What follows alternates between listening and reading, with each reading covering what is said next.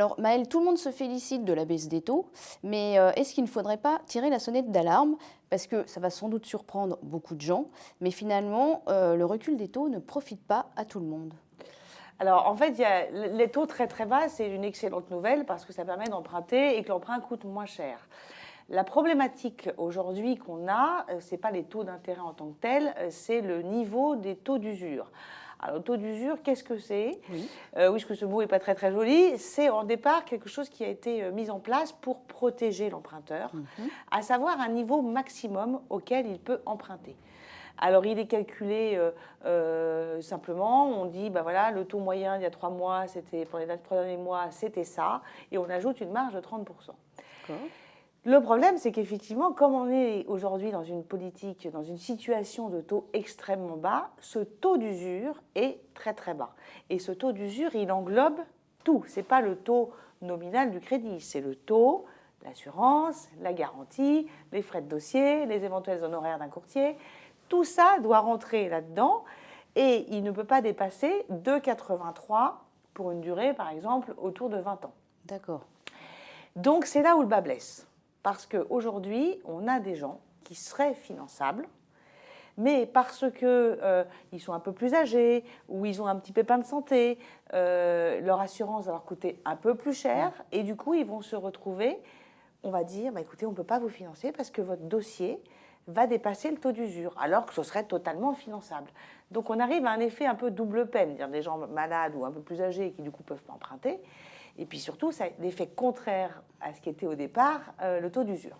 Oui, donc en fait, là, ce que vous nous dites, c'est que c'est les plus fragiles qui se retrouvent pénalisés par un système qui, au départ, est censé les protéger. Exactement, c'est ça. C'est l'enfer est pavé de bonnes intentions. Donc, au début, c'était ça. C'était protéger justement les plus faibles contre les excès des organismes prêteurs. Bon.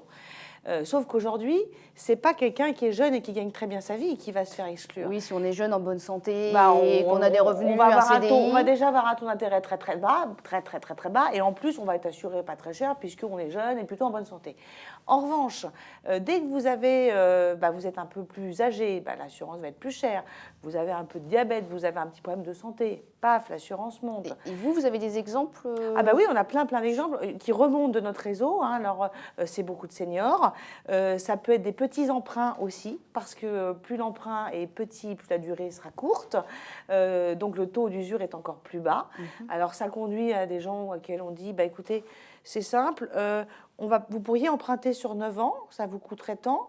Mais en fait, sur 9 ans, ça ne va pas passer parce que le taux d'usure, il est à 2,79. Donc, on va vous passer sur 12 ans. Parce que là, on est un peu plus élevé. Donc, en fait, l'emprunt va coûter plus cher. Parce que plus vous empruntez, plus ça coûte cher. Donc, on arrive à des systèmes un peu idiots. Ou alors, on pourrait dire aussi, ne prenez pas d'assurance emprunteur. Comme ça, vous allez faire baisser. Très, très mauvaise idée. On ne peut pas conseiller ça à quelqu'un. On ne peut pas conseiller à quelqu'un de ne pas prendre d'assurance emprunteur. Parce que l'assurance emprunteur, je le répète, donc, est comprise dans ce taux, en fait, tout qui est calculé, ce taux qui devient le taux d'usure. Taux d'usure, c'est ça. Taux du crédit hors assurance, l'assurance, la garantie, les frais de dossier, tout, vous mettez tout dedans. Et alors, faut bien comprendre, en fait, donc c'est la banque en fait va accepter un dossier et elle se rend compte que le taux d'usure est dépassé, et donc elle doit annoncer à la personne qui pensait que son dossier allait passer, je ne peux pas vous faire de prêt parce que parce qu'il existe une règle. Parce que légalement, je n'ai pas le droit de dépasser ce taux d'usure. Les banques, elles n'ont aucun moyen de déroger à cette règle. Et encore une fois, on a des cas vraiment où les banques rognent vraiment sur leur taux du crédit, parce que vous allez me dire, elles ont qu'à baisser le taux du crédit. Sauf qu'aujourd'hui, on est déjà autour de 1,20 à 30 sur des dossiers moyens, donc les banques déjà rognent beaucoup. À un moment donné, on ne peut pas descendre plus bas. 1,20 à 30, c'est sur... sur 20 ans, il y a des dossiers qui passent sans problème, même autour de 1%. Donc les banques font déjà beaucoup d'efforts. Ce n'est pas possible. On est dans une situation vraiment très dommageable. Et qui en plus pénalise les plus faibles. Et j'imagine qu'en fait ce taux d'usure il bouge et donc tous les 3 mois. Ça va être là, donc il va bientôt. Là, fin mars, on va avoir à nouveau des taux qui risquent d'être encore plus bas, parce qu'en plus on part toujours des 3 mois de référence précédents. Donc là, on sait que les taux ont été bas, donc il sera encore plus bas. Voilà. Et alors le risque, imaginez, alors on en est très loin, mais imaginez, on garde 3 mois et puis après les taux remontent légèrement. Donc là, on sait encore plus, vous avez une référence qui ne correspond même plus au taux du marché. Aujourd'hui, on n'est pas dans ce contexte, mais c'est vrai que là, on va s'attendre à des taux d'usure au 31 mars qui vont être encore plus bas. Et donc, est-ce qu'il y a quand même un moyen de contourner, à part des mauvais conseils? Le moyen, ce serait que les autorités prennent conscience du problème, ce qui est un peu le cas quand même, mais, et disent on va changer un peu le mode de calcul qui a été établi plutôt quand les taux étaient le plus élevés, sauf qu'une marge de 30% sur un taux à 5, c'est pas pareil que sur un taux à 1. Du coup, forcément, on voit bien que ça bloque. Donc, mais aujourd'hui, je pense que le pays étant soumis à quelques soubresauts et quelques contestations, ça pourrait s'apparenter, on aurait l'impression qu'on fait un cadeau aux banques. Oui, qu'on dérégule en fait. Voilà, qu'on dérégule et qu'on fait un cadeau aux banques et qu'on va justement pas protéger les plus faibles, alors que c'est le contraire. Mais c'est vrai que ça peut être dur intellectuellement à comprendre pour des gens qui ne sont pas du tout sur le sujet. C'est certain. J'aimerais qu'on revienne quelques instants sur l'assurance emprunteur, parce que parfois, on se rend compte que les personnes qui montent un dossier ne savent pas forcément contre quel risque en fait, ils sont protégés grâce à l'assurance emprunteur. Alors, l'assurance emprunteur, c'est une assurance qui vous couvre pour le décès, pour l'invalidité et l'incapacité temporaire de travail. En général, ça c'est jusqu'à 65 ans, mais en tout cas, les deux autres, on est dedans. Vous êtes couvert, notamment décès vraiment. Alors, c'est une couverture qui, vous êtes couvert soit à 50, soit à 100%. 100%, c'est très simple. Ça veut dire que vous êtes un couple.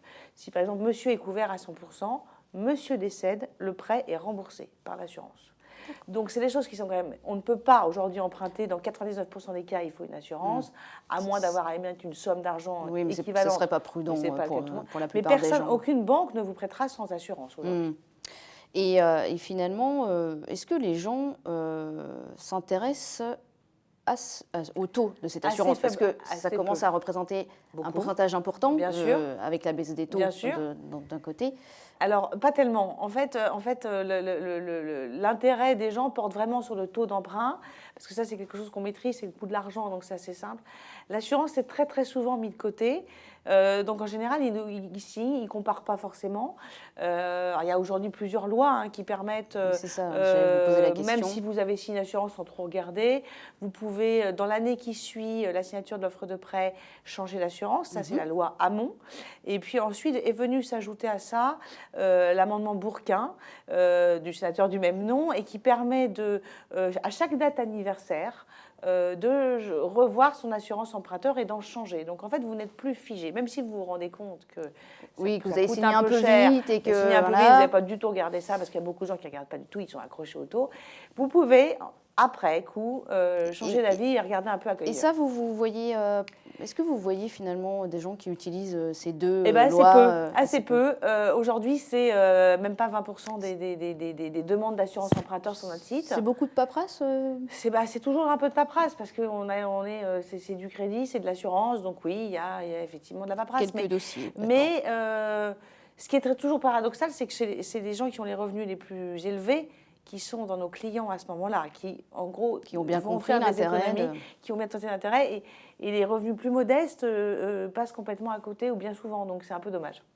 Alors, avant d'en finir avec ce sujet, est-ce que finalement vous avez eu des contacts avec les autorités? Est-ce que vous pensez qu'ils sont conscients du problème du taux d'usure? Je reviens au taux d'usure. Je pense, oui, on les a, ils sont alertés, on informe, autant que faire se peut, les autorités de ce genre de problème.